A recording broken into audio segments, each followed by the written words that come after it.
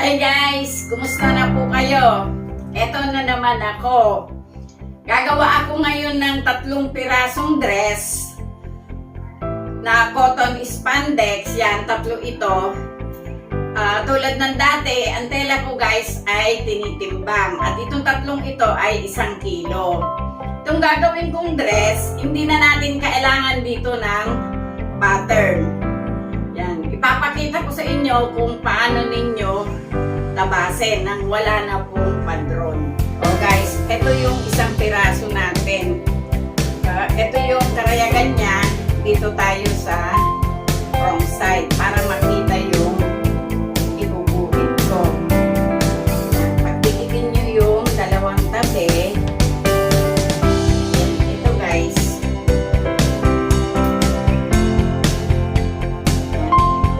Nakikita nyo po ba? Pasensya na po kayo. Ako lang nagkakamera sa sarili ko.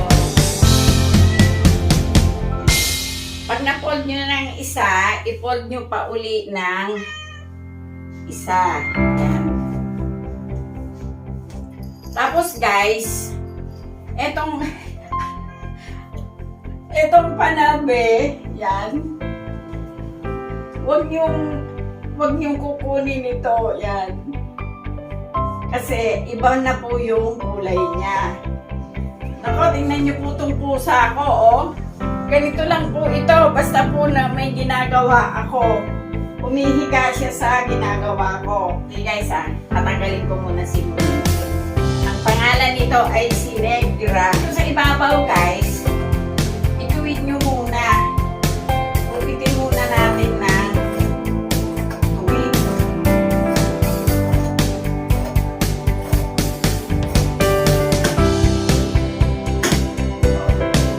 Kung matuwid natin, yung neck, umuhit po kayo ng 3 inches. Kunwari ito, papunta doon.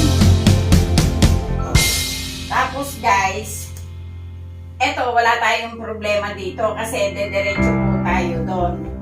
Ngayon dito, bumaba kayo ng 9 inches. O, dito yung 9 inches guys. Pagkatapos ng 9 inches, bumaba kayo ng 3 inches. Dito sa 3 inches, kunin nyo yung gusto nyong katawan. Kung katawan nyo ay 40, o dito po tayo sa 40. Pero itong dress na to, kailangan po kasi nito medyo loose. Kaya dito tayo sa 40. Yan. Pag sukat nyo po ng 40 na nakatapat dun sa down 3 mula dito, i-curve nyo po pamunta doon. O yan. Ayun guys, mula dito, yan, kakat na natin, bumaba tayo doon ng diretso. Magbaba po doon ng diretso, ito po yung ating ginuhitan.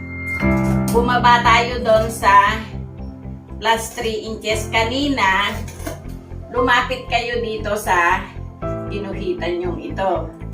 Tapos pagdating po dito, i-curve nyo lang po yung inyong gunting doon. Oh guys, ang lalim pala ng batok nito ay 2 inches at yung lalim ng front ay 7 inches pababa. So guys, natabas na natin. Oh guys, ito na yung tinabas natin. Ito yung shoulder natin na diretso lang. Ganito lang po guys.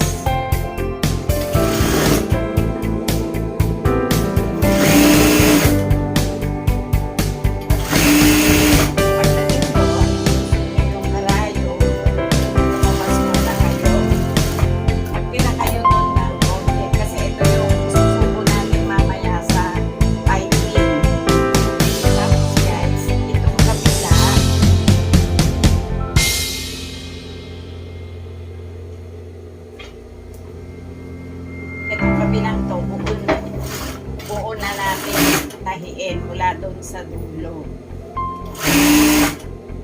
Oh guys, ang lalim pala ng liig nito sa harap ay 7 inches pababa. Na-edgingin ko. Guys, na-edging na natin yung shoulder. Tapos, yung shoulder na in-edging natin, in-edging din natin yung dulo ng manggas. Ngayon, yung dulo ng manggas, tutupian nyo ng half inch.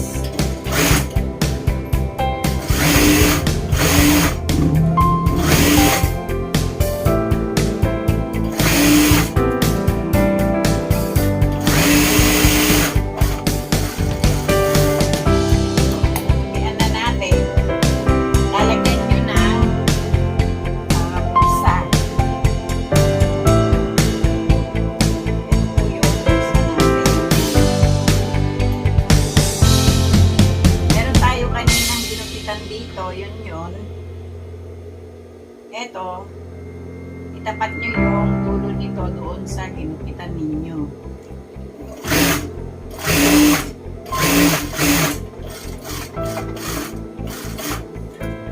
Spandex ito guys, kaya hindi na natin kailangang edgingin yung pinagkapitan ng bulsa natin.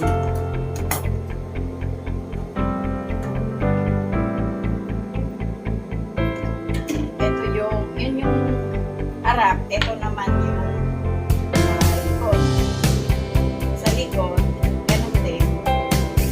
Yung tulong yon, itapat nyo dun sa pitan.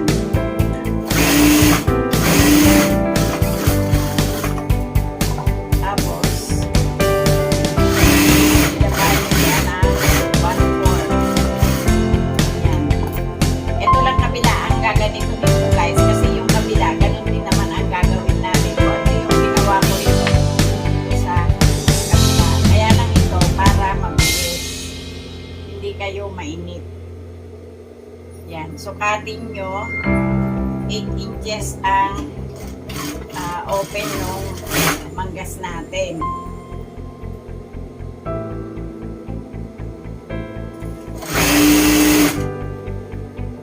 Tapos dito guys, half inch ang allowance ko dito.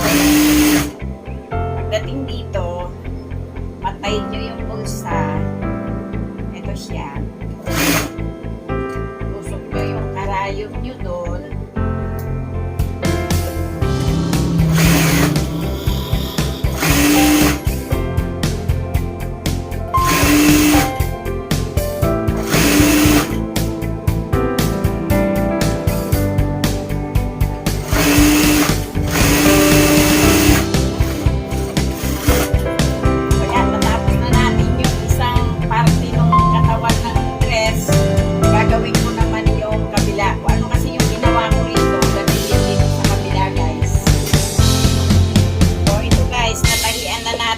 Magkabilang side kasama yung bulsa, ipa-pipe thread ko lang tapos lilipat na tayo sa piping machine. O guys, ito na yung neck natin. Kanina nag-iwan tayo doon ng 1 inch kasi yun ang isusubo natin dito sa piping.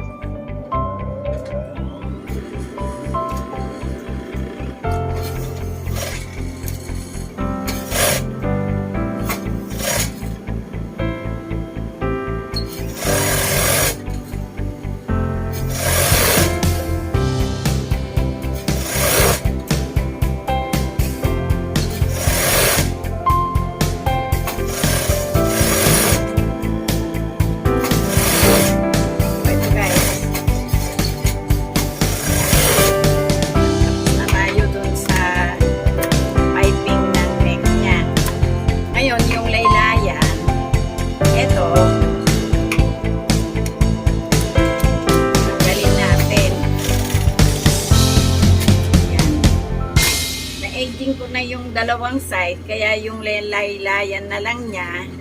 Ito guys, yan. Pupold natin siya ng 1 inch.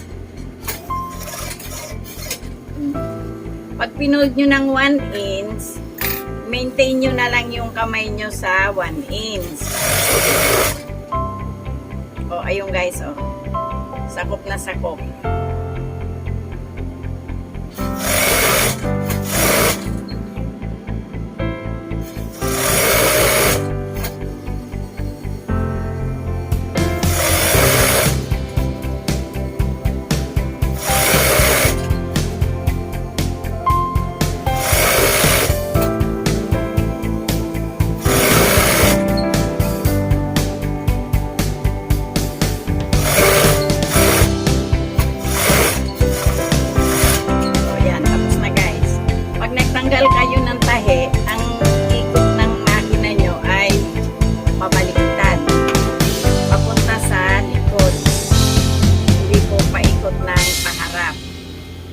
ito guys, tapos na yung laylayan, tapos na yung side. Ngayon, yung ating nilagyan ng piping, tatahiin ko lang dito guys. Yan, i-close natin, ipa-pipe thread natin ng konti, tapos na. Susukat ko doon sa manikit. Guys, ito yung isa sa tinahi natin na dress na hindi natin ginamitan ng pattern. O, ayan, pantay kami ha. Ito yung pangalawa sa tinahi natin na dress na walang pattern.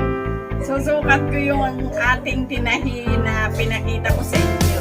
O, ayan guys, ito yung tinahi natin na pinakita ko sa inyo. Kasama ito nung dalawang pinakita ko na. Yan. Ito siya guys, so spandex to. At maganda po yung bagsak na manggas niya. Ganito lang po yun. So, sana nagustuhan nyo naman yung pinakita ko ngayon. Huwag nyo kalimutan mag-subscribe, like, mag-share na rin po. At sa mga nanonood, thank you. Shout out kay Miss Nanette Ciruela.